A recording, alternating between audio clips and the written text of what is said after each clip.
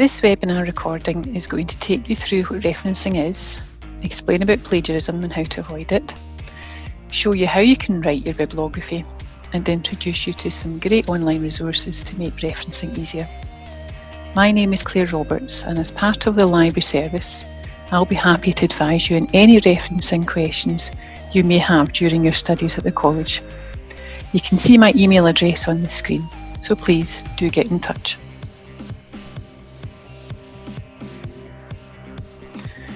Plagiarism isn't just about academic work, and as these high-profile cases show, when it gets called out, it can have serious and expensive consequences.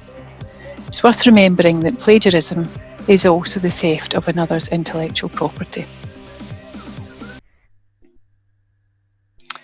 So we're going to take a look at this short video from Robert Gordon University, which gives a good overview of referencing and why it matters in your academic work.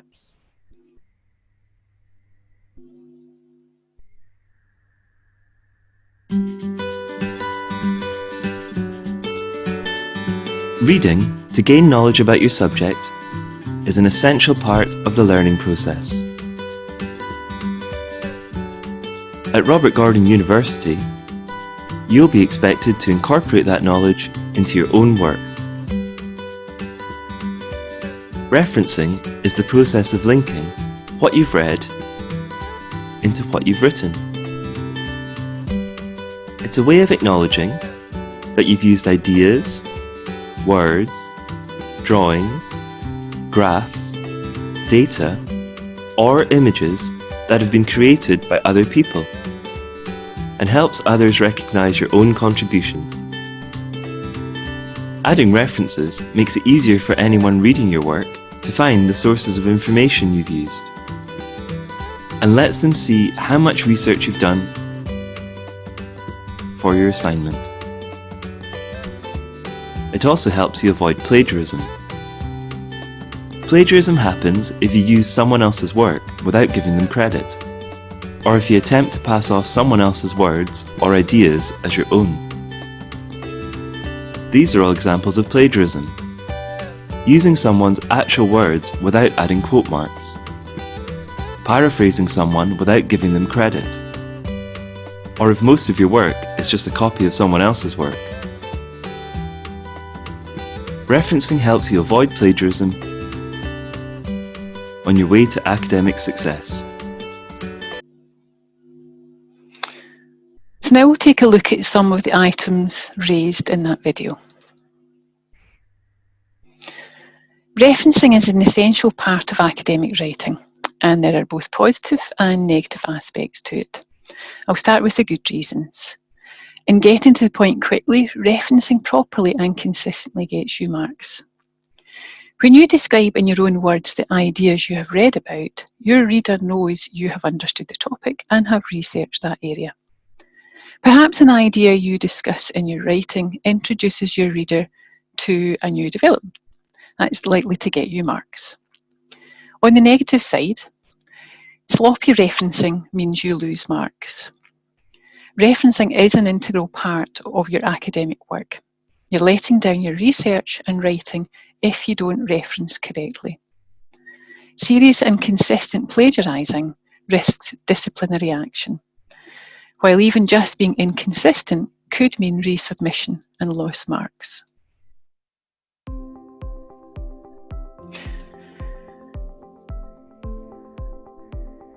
Both the examples on the screen are taken from Peter Levin's book, Conquer Study Stress, which is available through the library catalogue as an ebook. Whether you quote or paraphrase, it should add something to your work by making a point in an argument, providing evidence for what you're discussing, helping clarify what you're writing about, drawing attention to a particular source or a writer, and it shouldn't be a replacement for your own thoughts or writing, but should enhance it in some way. Should you quote or paraphrase? Remember that quoting is useful if rewording isn't possible, or it might confuse the message. Quotes are more effective used in small amounts. Too many will distract your reader. Using too many quotes can also be seen as a lack of originality and can ultimately be plagiarising. whereas paraphrasing and summarising will demonstrate clearly your understanding. Here are some screenshots from one of our library's ebooks. The images give you an idea where you would track down the information to put in your bibliography.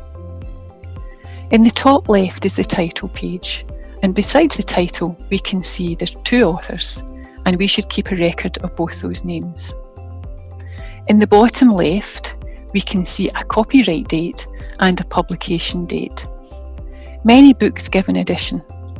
If it's 2nd edition or later, take a note of it. The top right shows text that could be our source for a quote, or better still a paraphrase. And again, you should keep a record of that page. Lastly, the bottom right shows a bibliography. We'll see a clearer example later. But you might see from this, it's an A to Z list of the sources read and cited in this book.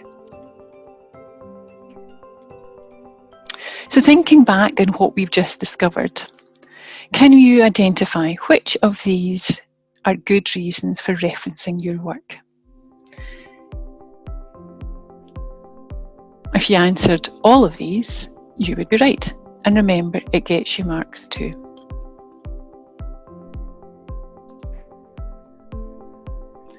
Can you pick out any of the activities that could be defined as plagiarising?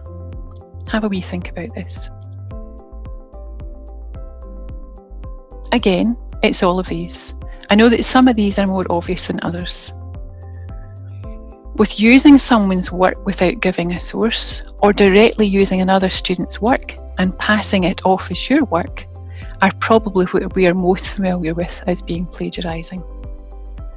Remember, your bibliography should only contain sources you have properly consulted. If you haven't read it, don't put it in your bibliography. Check with your lecturer if you can reuse any work you have submitted before. If you can reuse it, you will need to reference yourself, as Turnitin will otherwise flag it as plagiarised.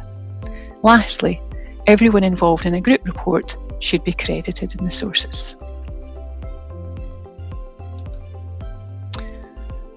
The first paragraph that you can see on the screen repeats words that are found word for word in a Guardian article. But if I use them like that in my writing, this is classic plagiarising. You can see there's no quote marks, there's no author and no date. The second paragraph here is the correct way of showing that material. You can see the quote marks and the naming of Moss as the author and the year published too. So this is a quote. The full details of where the quote is taken from will look like the bottom section, which is what goes in your bibliography.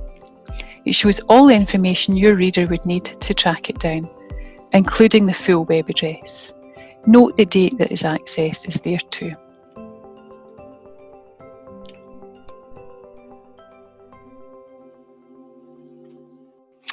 Quoting and paraphrasing. Here's 2 examples that show the different approaches that you would use. Quoting means taking the exact words from a source and using them in your writing. It needs quote marks, and you should also give the author, the date published, and the pages covered. With paraphrasing and summarising, you'll find that paraphrasing is a detailed description of another's ideas or their writing. Summing up is a very brief description of a longer text in your own words. No quote marks are needed for either paraphrasing or summarising, but you should give the author and the date published. And it's very important to keep to the author's original message, otherwise, again, you're plagiarising. So take a look at this page from another one of our ebooks. It's going to help with answering our next little quiz. You can pause this recording if you want to take a look for longer.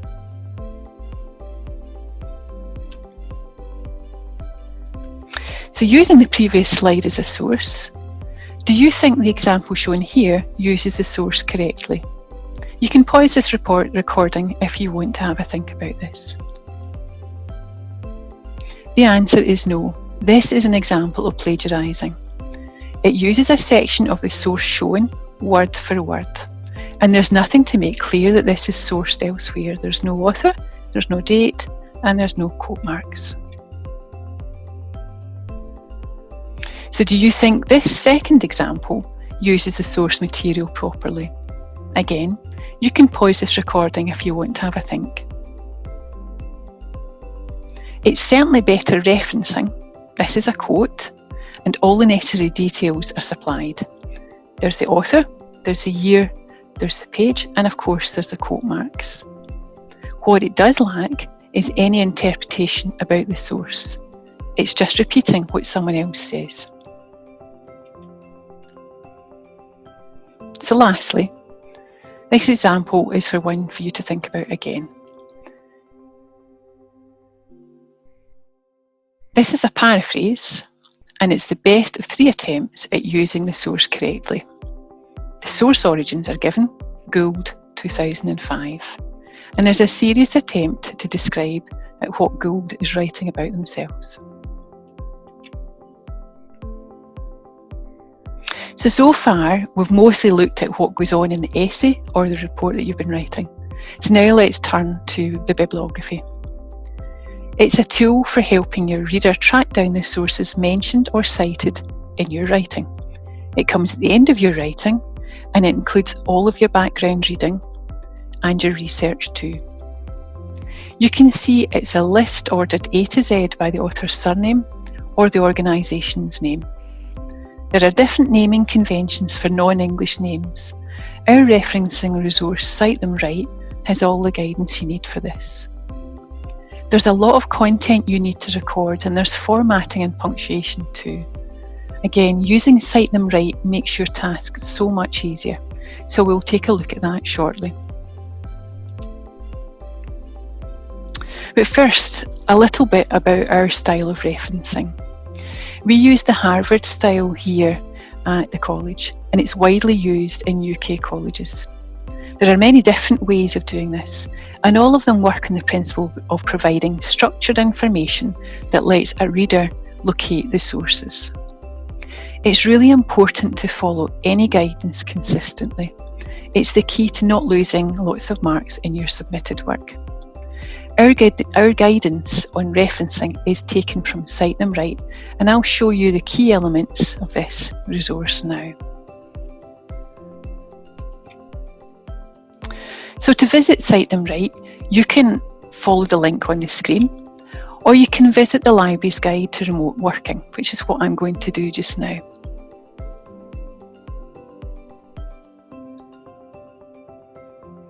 So from our screen, we can see we're on the library's homepage for remote working. If we scroll down, you'll find the section on referencing help. We want to choose the second icon down. From the next screen, which is our referencing homepage, we'd like to choose the middle option. So I'm going to click here. From this page, it's the landing page for Cite Them Right, but first we actually need to log in. So you'll actually find that in the top right hand of the screen. When we click and log in, it's a little bit slow, but it does get there. The next page that actually pops up will ask us to choose the college from a list. Now, because I've actually logged in before, City of Glasgow College is already highlighted, and I'm going to choose that. If it wasn't highlighted already, I can actually type the college name in at this point. So I'm going to click on this link. It now takes me to our authentication box, where we put in our student ID and our password that we use in college to log in.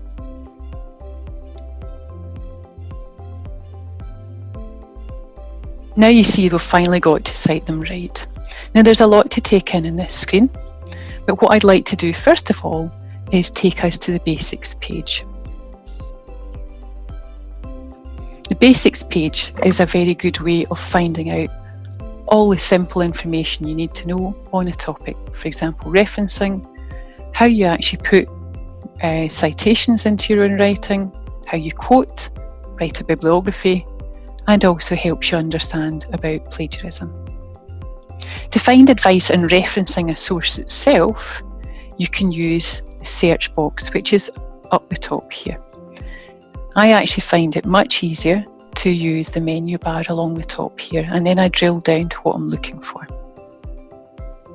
So if I want to find out how to reference a web page that doesn't have an author, I'm going to choose Digital and Internet. And you see from the options that drop down, in the left-hand side under Popular Digital and Web Items, you can see there's web pages with no authors. When I click on that link, it takes me through to a page where I've already bookmarked it because I want to use it again.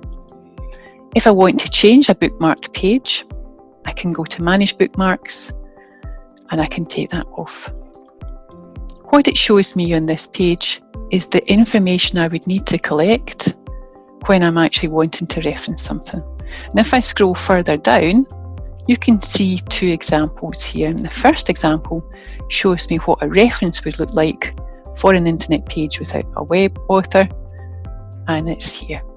Underneath it, you can see there is an entry for a bibliography. Now they call it reference list. It's pretty much the same thing. You can see that example there. What I think is very helpful for you as a student is the You Try box, which is over in the right hand side here. Now it's already pre-formatted for you. All you have to do is input the information that you've already gathered, and you can see it's set up for you how you need to do that. So once you've filled that box in, you can email it on to yourself, or you can use Control-C from your keyboard, and you can then copy that on to your own work. You can paste it in directly. So that's the basics of Cite Them Right. And what I want to do is also show you a second resource I think you'll find very useful.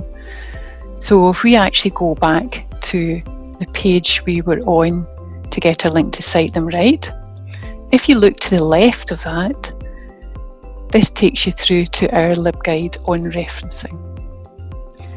And on the landing page on referencing guidance, you've got lots of little tabs underneath, but under referencing at City of Glasgow College, if you scroll down to the bottom, first of all there's information on referencing provided from Cite Them Right, but further down you have a little box that takes you to videos that have been created, little small videos. They're only about 3 or so minutes long. There's 5 videos on the topic of referencing, and this live link will take you through, and as it's explained up above, all you have to do is use your same college login details that you used for Cite Them Right.